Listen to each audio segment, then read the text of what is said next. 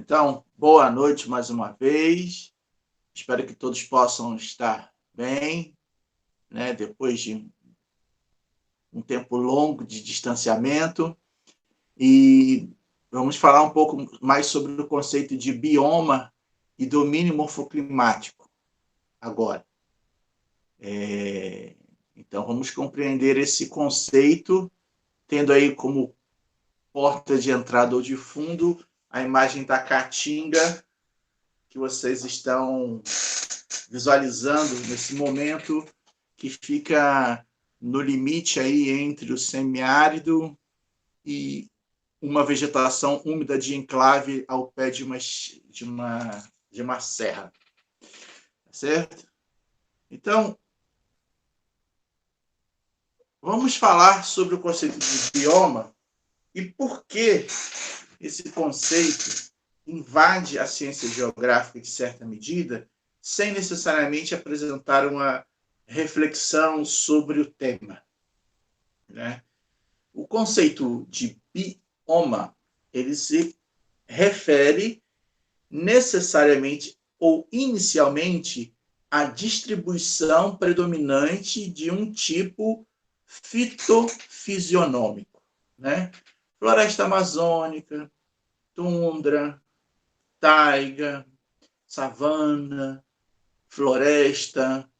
Então, o tipo predominante de vegetação, fitofisionomia predominante, determinava inicialmente o conceito de bioma, que servia a partir ou à luz dos biólogos para a divisão natural da paisagem, pelo viés vegetação.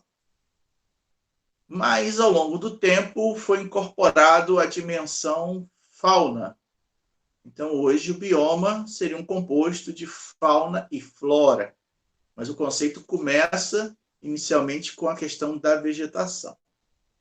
Mas qual é a limitação desse tipo de conceito para a geografia? E isso é importante que se questione, que se coloque, né? Existe um trabalho muito interessante do professor Coutinho, né, que fala de forma resumida 4 limitações, né? E ele começa elencando, de uma certa medida, a questão do próprio conceito não abarcar a dimensão humana, né? Ou seja, o conceito de bioma não considera a interferência da ação humana sobre a paisagem. Então, para a geografia, isso já é um limitante. É como se o homem, o ser humano, em certa medida, fosse determinado pela distribuição dos elementos da paisagem. E não é bem assim. O segundo fator limitante, né? Eu falei o quarto, mas, na verdade, um segundo fator limitante seria o fato de se imaginar que o bioma é um conceito zonal, ou seja, que ele tenha um controle zonal das zonas climáticas, né? Zonas tropicais, vegetações tropicais, climas temperados e vegetações temperadas.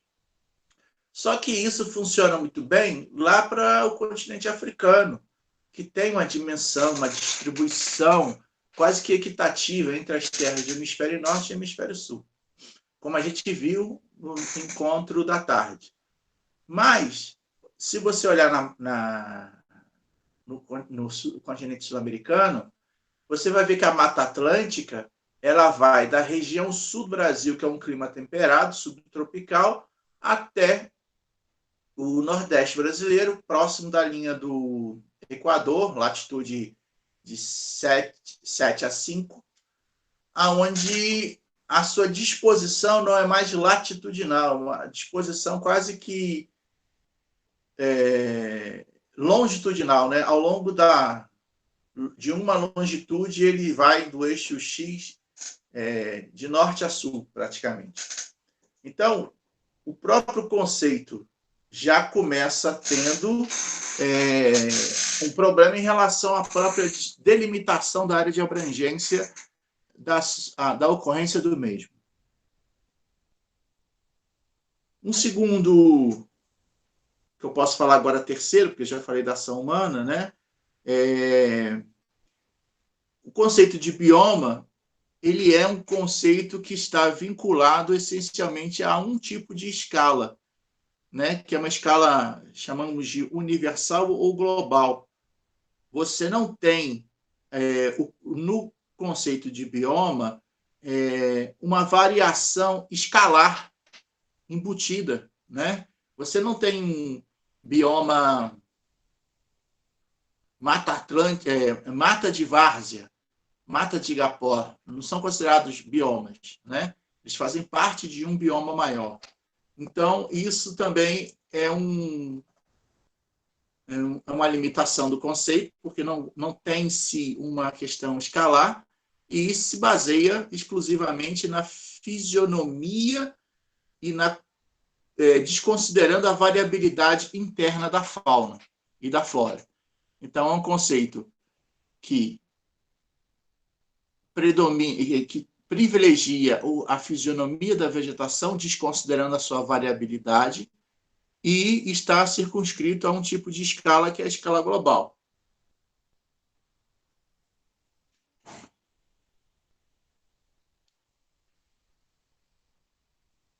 O conceito de bioma, por sua vez, dentro da própria biologia, também sofre críticas, e uma delas aí, produzida pelo biogeógrafo húngaro Miklos Dexo, ele coloca a questão do critério fisionômico ser exclusivo na definição de reinos, né, de grandes reinos, e apresenta, na verdade, um conceito de províncias ou regiões biogeográficas, incorporando a dimensão do evolucionismo da biologia dentro desse aspecto paisagístico que a biologia aborda, né? Então, essa distribuição global, quando você olha assim, um mapa de biomas, né, que também a gente pode chamar de biocenoses, seriam grandes paisagens climatobotânicas. Eu prefiro usar esse termo, paisagens climatobotânicas, em vez de biomas, porque o conceito de bioma, ele, como eu coloquei anteriormente, ele é um conceito muito ligado a um tipo de escala, que é a escala global.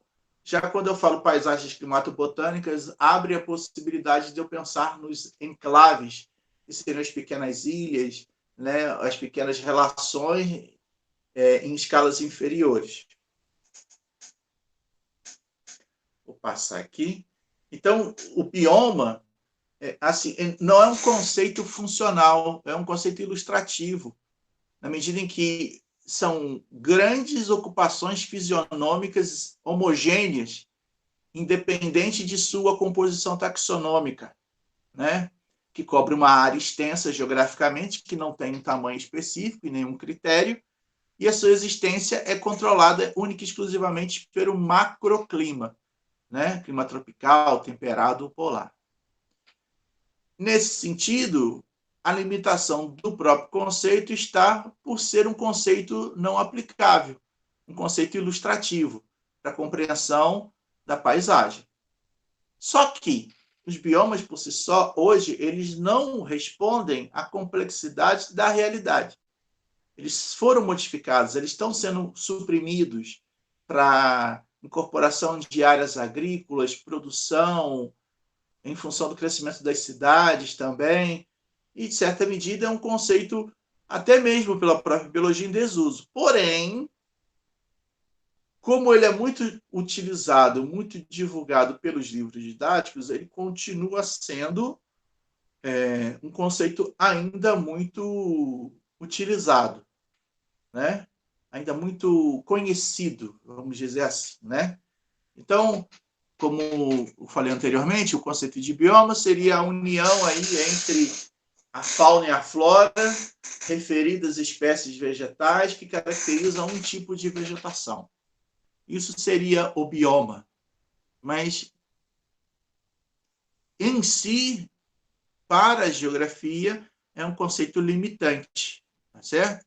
Agora, vamos entender por que desse raciocínio em função até dos aspectos naturais. Aqui você está vendo um mapa que valoriza a cobertura vegetal e a distribuição dos oceanos, né? Quanto mais verde, maior cobertura vegetal, quanto mais tom areia, seriam os grandes desertos. Tá? Então, essa é a primeira questão dessa divisão dos biomas. Depois, se a gente parar para pensar numa dimensão escalar um pouco maior detalhe, você vai verificar a temperatura dessa região da América do Sul, a temperatura através de imagens infravermelhas, através de imagens de satélite. Quanto mais vermelho, mais quente, quanto mais lilás, mais frio, né? Você começa a verificar que a influência da latitude começa a ser modificada em função da própria existência de fatores regionais, como a Cordilheira dos Andes, como as correntes marítimas, que fazem com que o litoral oeste da América, né, até nas proximidades com a linha do Equador, apresente temperaturas baixas, e no litoral também, onde você teria uma área mais avermelhada, você tem uma área mais alaranjada, que seria uma temperatura menor, em função da existência de uma corrente de água fria que vem aqui do sul da América do Sul, né, subindo até a linha do Equador, chamada corrente de Humboldt, né, literalmente em função, em homenagem ao viajante Humboldt, que foi o primeiro a estudar essa corrente.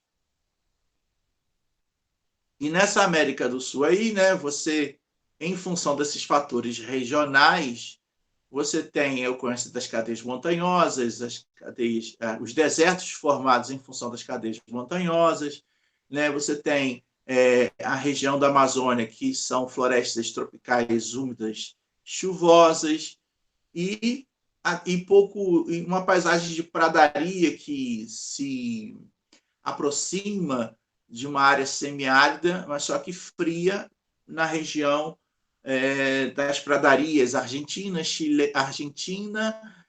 brasileira e uruguaia. Então, os biomas, nesse sentido, nas faixas zonais, teoricamente, têm a mesma faixa de ocorrência, mas se você observar direitinho, essas disposições latitudinais são modificadas em função dos fatores regionais, como as correntes de ar, né, as zonas de convergência intertropical, que produzem as chuvas suficientes para formarem a floresta tropical úmida. Então, né, nessa variação, né, nesse gráfico aí, na vertical, quente, temperado e frio, e embaixo, na horizontal, a precipitação, você tem, teoricamente, uma sequência didática que possibilita aquilo que eu chamo da decoreba descritiva, né? Como se fosse possível encontrar em todas as latitudes e todas as faixas latitudinais a mesma sequência, né? Mas não é bem assim. Mas então, vamos lá. Na latitudes tropicais quentes, né, você tem os desertos quentes. Você também tem os desertos temperados, que são nas latitudes temperadas, e os desertos frios. Os desertos frios são os polos. Os desertos quentes são aqueles que se localizam em latitude 30 graus. Deserto do Saara, né? Deserto da Namíbia, e os desertos temperados, como desertos nem tão quentes e não tão frios, como o deserto de Gobi, o deserto do Atacama, que são desertos, né? Porque o que define deserto? Não é a temperatura, mas é a falta de umidade. Então, regiões que chovem muito pouco, abaixo de um certo valor. Valor este que é de 250 milímetros por ano, né? Aqui no Brasil, o período chuvoso, como o mês de março, chove 300 milímetros, né? E na região amazônica, por exemplo, no mês. Enquanto nesses desertos você tem essa chuva ao longo de 12 meses. Por isso que se diz que é uma área desértica, né? A baixa umidade. Na faixa dos 400 a 600 milímetros, vocês vão ter a savana, na região tropical, as pradarias nas regiões temperadas e polares, e acima de 600 milímetros anuais, você vai ter as florestas tropicais, as florestas temperadas e a taiga, que também é conhecida como floresta de coníferas, né? Ou até mesmo floresta boreal. E alguns autores ou pesquisadores desenvolveram, através da relação do elemento temperatura e do elemento precipitação, a relação dos fatores limitantes para cada bioma. Então, assim, é muito comum você encontrar em livros, em concursos, né, de docentes ou até mesmo de universidades ou Enem, um tipo de questão decoreba, que é uma questão que você mostra o gráfico, você sabe os fatores limitantes, você olha para o gráfico e a pergunta sempre qual é o domínio ou o bioma que se encontra na faixa tal a tal. E, de certa maneira, como ele é uma imagem muito divulgada, acaba sendo muito utilizada também. Agora, a pergunta que se coloca é importante saber os fatores limitantes? Sim, é importante. Agora, só sabê-los não é suficiente. Eu tenho que saber como aplicar esse conhecimento. Né? Eu não posso ficar só nessa coisa da observação descritiva. Né? Então, o conceito de bioma, como a gente colocou, ele não nos traz uma autonomia no pensar dessa paisagem geográfica, porque essa paisagem geográfica ela é definida a princípio pelas relações dos elementos naturais, pura e simplesmente, desconsiderando a ação humana sobre a mesma. Nesse sentido, o conceito de bioma, por si só, não seria um conceito adequado. Muito embora a legislação brasileira reconheça os biomas brasileiros na forma da lei, né? O Ministério do Meio Ambiente, o IBAMA, se você entrar no site desses organismos do Poder Executivo, você vai encontrar bioma. Só que, na força da lei, embora o governo reconheça, o bioma não é uma unidade de paisagem protegida por lei. A unidade de paisagem protegida por lei são os elas são protegidas por lei. Porém, como um bioma tem dimensões quase que continentais, né? Eu digo que protejo o bioma, mas só que aquilo que é composto o bioma na sua variabilidade genética e da sua biodiversidade, que são os ecossistemas, eles não são protegidos por lei, donde se conclui que você criou uma maquiagem na forma da lei para permitir o uso ilegal de certos ambientes que deveriam ser preservados. Nesse sentido, aí o problema se estabelece na questão da exploração dos recursos naturais.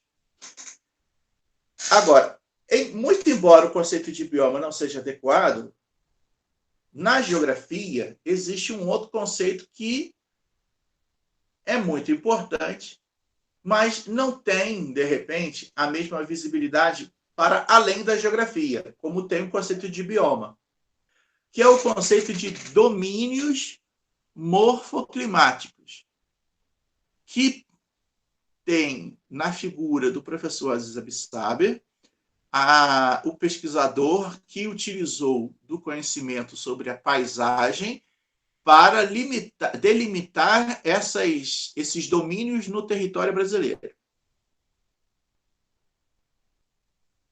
Deixa eu passar aqui mais um pouquinho.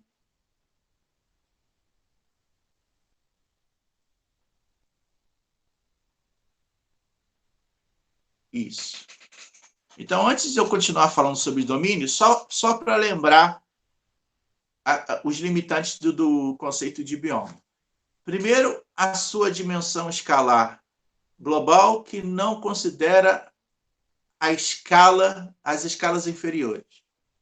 Segundo, né, a sua distribuição zonal, que a princípio não tem uma correspondência com a realidade em grande parte do globo, que temos aí como exemplo a Mata Atlântica, que segue no sentido norte-sul praticamente.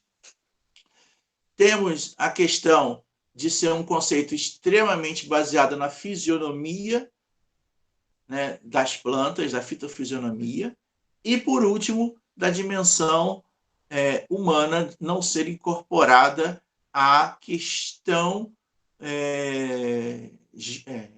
da exploração do uso da terra, né?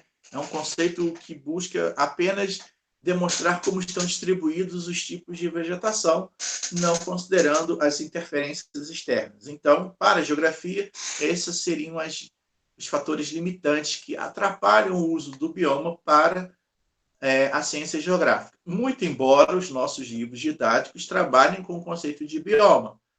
Mas, eu digo para você, de uma forma ilustrativa, vai, mas nem ajuda muito na compreensão da paisagem geográfica.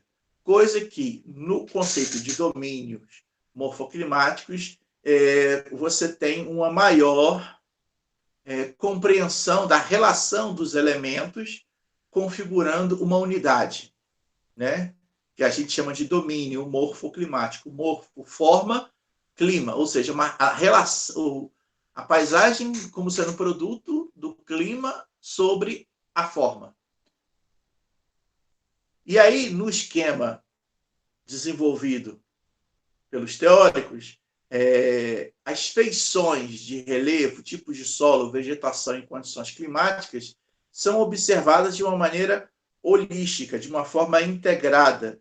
E o resultado disso sobre a superfície é uma paisagem vegetacional, né?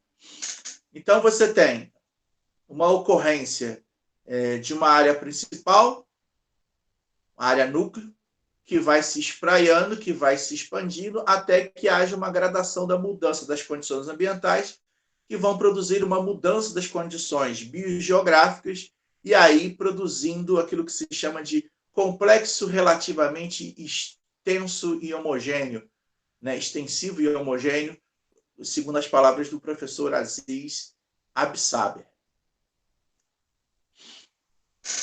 Então, os domínios morfoclimáticos diferentes de biomas, né, eles são área contínua, tem uma área nuclear e também são compostos de uma área de transição entre um domínio e outro, aonde se identifica uma maior biodiversidade em relação à área central, à área típica de um domínio. Então, você poderia matematicamente, né, dizer que o domínio da Amazônia e o domínio do Cerrado seriam unidades A e B. E a faixa de transição entre eles, A e B, que seria A mais B, teria tanto a presença de um domínio com características de bioma amazônico, quanto de cerrado, o que aumentaria, nesse sentido, a biodiversidade, né? Essa zona de transição, também chamada de zona tampão, difere conceitualmente do conceito de bioma, que não tem esse entendimento de zonas de transição, né? Bioma 1, bioma 2, não tem transição entre biomas. Já nos domínios você tem em função dessa transição paisagística, né? Então, o mapa de domínios, que é muito conhecido, é esse aqui. Repare que nesse mapa de domínios não tem a região do Pantanal, por exemplo. O Pantanal é considerado uma faixa de transição, porque ele tem ali o domínio amazônico, o domínio do Cerrado e alguns enclaves da Caatinga, né? E até mesmo da Mata Atlântica. Você vai ter, além das faixas de transição, olha os nomes como são parecidos. domínio amazônico, do Cerrado, da Caatinga. Aí os nomes diferentes: mares de morros, araucária e pradarias. Como Cerrado, amazônico, domínio amazônico e caatingas somados equivalem a mais de 70% do território nacional, creio eu que isso seja o fato das pessoas confundirem um mapa de bioma com um mapa de domínios. Embora eles tenham semelhanças, eles são diferentes. A partir do seu princípio balizar no mapa de domínio, você tem as faixas de transição. No de biomas, não tem. Seria a diferença visual mais gritante. E outra coisa importante, na região amazônica, nesse mapa, lá em cima, na divisa ali, em Roraima, você tem o que eles chamam de uma faixa de transição, que, na verdade, alguns chamam de mancha de cerrado. Né? É uma vegetação relicto, uma vegetação testemunho. Quando o planeta entrou na fase da glaciação, as áreas de savana ou cerrado se expandiram e a floresta diminuiu de tamanho. Quando houve o aquecimento, voltamos ao interglacial, a floresta se expandiu e o cerrado voltou a se recrudescer. Porém, em função da condição fisiográfica, do solo, da morfologia, o cerrado nessa região do norte do Brasil continuou existindo. Ou seja, é um testemunho de que no passado o cerrado chegou até aí. Mas isso, né, você não tem no mapa de bioma, porque predomina o quê? O critério da fitofisionomia predominante. No domínio, você tem a configuração da paisagem em função do conjunto de elementos que podem vir a gerar ou não uma fitofisionomia predominante. Por isso, o autor considera que essa área tem um histórico diferente, então se assemelha mais a uma faixa de transição, porque não predomina nem o amazônico e nem o cerrado, mas é uma faixa de transição entre os dois. Tá certo? Na região da Mata Atlântica, do bioma Mata Atlântica, vai predominar o que se chama de mar de morros. E no sul do Brasil você vai ter a mata de araucária, que não existe mais, praticamente extinta, desapareceu, em função da ocupação do Paraná, e as pradarias. Né? A pradaria, no mapa de bioma, a gente vai chamar de pampas gaúchos. E aqui a gente vai chamar de pradarias, que é aquela paisagem onde predomina uma paisagem campestre. Até aí, estamos aí? Indo bem? Tem alguma pergunta? Um silêncio, parece que eu estou dando uma palestra. Larissa, alguma dúvida? Tudo certo. Então tá bom, isso aí você já tirou de letra, você já sabe, né? Mais ou menos. Então, voltando aí à questão climática, né? Vocês que acredito que já fizeram bioclimatologia, não sei se comigo ou com o Ellerson e o professor André, os fatores de escala zonal, né, que mobilizam os processos morfogenéticos são a água, o vento, a radiação, que vão, logicamente, mobilizar o ciclo hidrológico do planeta, que vão esculpir as formas de relevo, né? Detonar aí os processos erosivos. Se for do vento, erosão eólica, se for das geleiras, erosão glacial, se for das correntes, vai ter o trabalho fluvial, se for da chuva, você pode ter o intemperismo químico, e se for da temperatura, o intemperismo físico. E, logicamente, que esses processos vão se distribuir em função da própria condição zonal. Né? Nos trópicos, você vai ter uma condição de intemperismo químico mais acentuado. Nas áreas de alta latitude e latitude média, você vai ter um intemperismo físico mais acentuado, você tem menos água, mas você tem maior variação da temperatura. Então, nesse sentido, os processos de modelagem do terreno, sim, estão associados à questão da dinâmica climática. E essa dinâmica climática, por sua vez, vai gerar um perfil, de certa maneira, onde os solos, né, que estão representados aí pelas colorações, né, cinza, verde, laranja e vermelho, mais acentuadas nas regiões tropicais e menos acentuadas nas regiões temperadas e polares, né? E nas regiões semidesérticas de alta pressão, na latitude de 30 graus. E você observar, quanto maior a temperatura, maior a precipitação, maior o processo erosivo, e isso vai possibilitar o desenvolvimento vertical do solo. Já em regiões com temperaturas mais baixas e chuvas também, essa formação do perfil de solo vai se tornando menos eficiente. E, de certa medida, isso vai configurar, auxiliar na configuração da distribuição dos tipos de vegetação. Então, muito desse tipo de ideia de generalização latitudinal ocorre também do fato de você poder encontrar essa sequência lógica dentro de alguns elementos, mas isso não significa que isso vai gerar uma resposta igualitária para todas as latitudes, em todas as longitudes, muito em função da própria distribuição de terras e mares que nós temos. Por exemplo, se eu for pegar da Islândia, numa linha reta, até a Antártica, eu não vou ter esse esquema representado porque eu só vou ter água, né? E se eu for para a América do Sul, eu tenho uma relação. Se eu for para a África, eu vou ter outra, né? Porque assim, entre um continente e outro, eu tenho mares internos, eu tenho oceanos também. Então, embora se tenha o desejo de ter uma lei geral, isso não significa. E essa lei geral, na biogeografia, gera uma informação não necessariamente verdadeira, que é a seguinte frase: as latitudes baixas têm mais biodiversidade. As latitudes altas têm menos biodiversidade. Essas duas frases estão em cima da ideia dessa teoria geral, dessa lei geral de que maior temperatura, maior precipitação, maior desenvolvimento do solo, mais vegetação.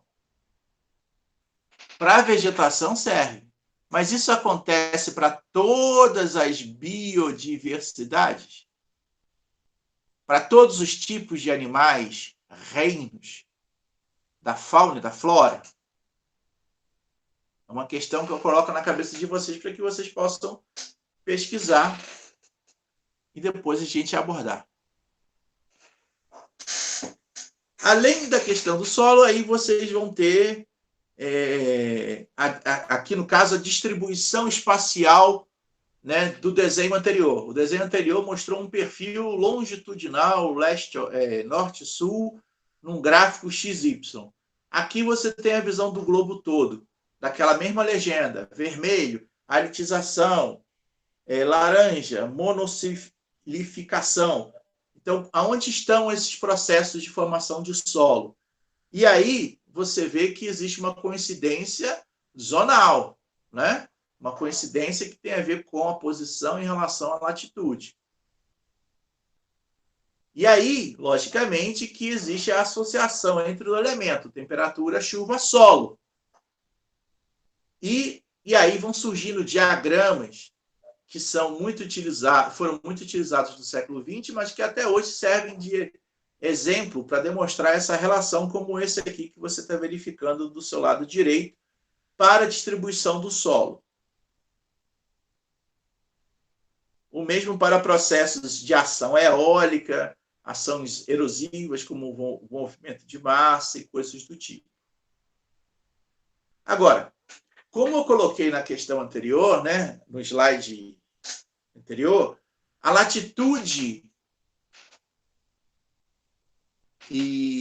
latitude influencia na disposição da biodiversidade. Quanto maior a temperatura e maior a precipitação, maior a biodiversidade. Quanto menor a chuva e menor a temperatura, menor a biodiversidade.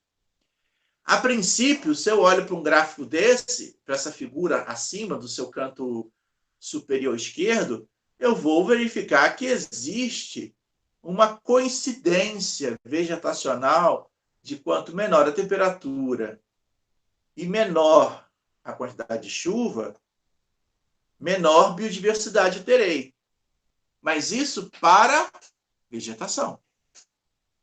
Isso se aplica para os demais. Isso se aplica para a fauna. Isso se aplica para todas as espécies, né? Essa imagem ela serviu de trampolim para causar generalização. Maior latitude, maior biodiversidade. Perdão, menor latitude, maior biodiversidade. Um raciocínio inverso, né? E, de fato, essa distorção vem causando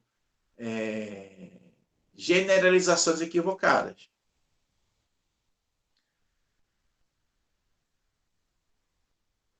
Aqui mostrando, em relação aos processos erosivos, uma floresta perde por erosão 4 quilos por hectare ano, a pastagem perde 700 quilos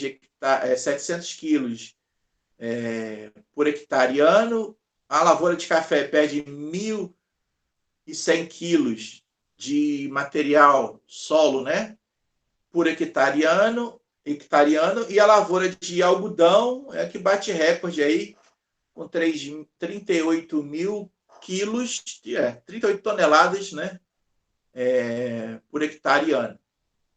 E isso, de certa maneira, vem causar um maior processo erosivo com perda da qualidade do próprio solo.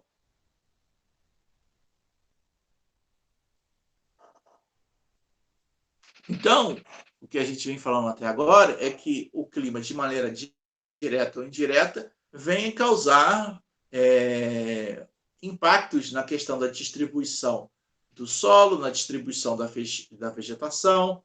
No solo, ele vai afetar a fragilidade, a fertilidade, a suscetibilidade, muito em função aí da precipitação, né? De uma forma direta, você tem a zonação climática, e isso, em relação à temperatura, é um elemento muito importante, e resultando indiretamente na distribuição dos tipos de vegetação, que também nos interessam. Aqui é um quadro de características, que depois vocês podem olhar com cuidado, lembrando que essas duas apresentações já estão no drive da disciplina que o Túlio já deve ter compartilhado com vocês.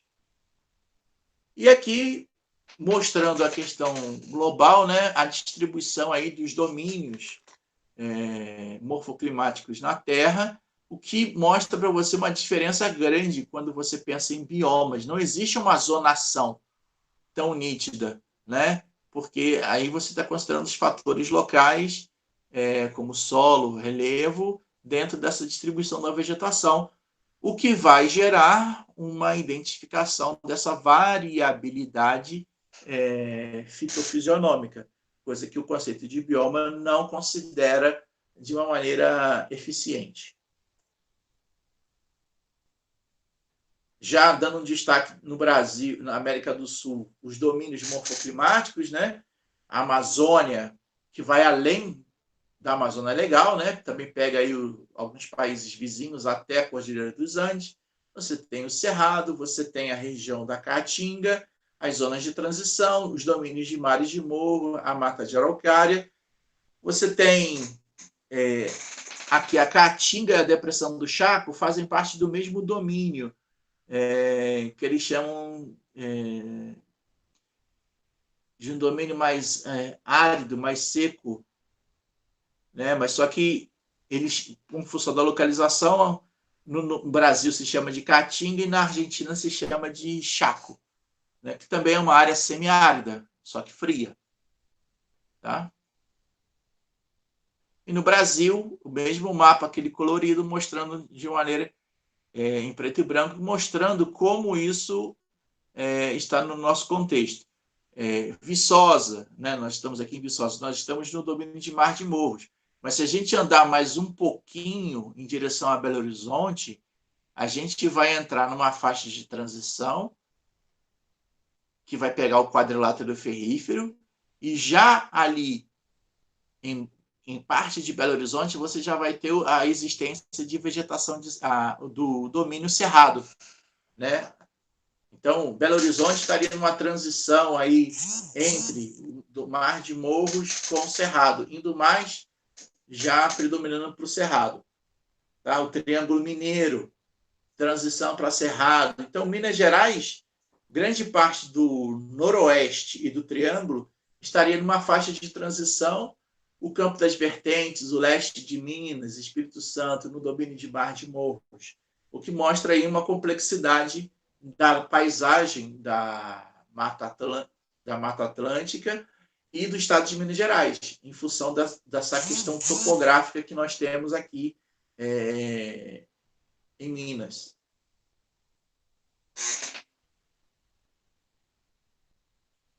Vou encerrando essa apresentação e encerrando até mesmo a gravação,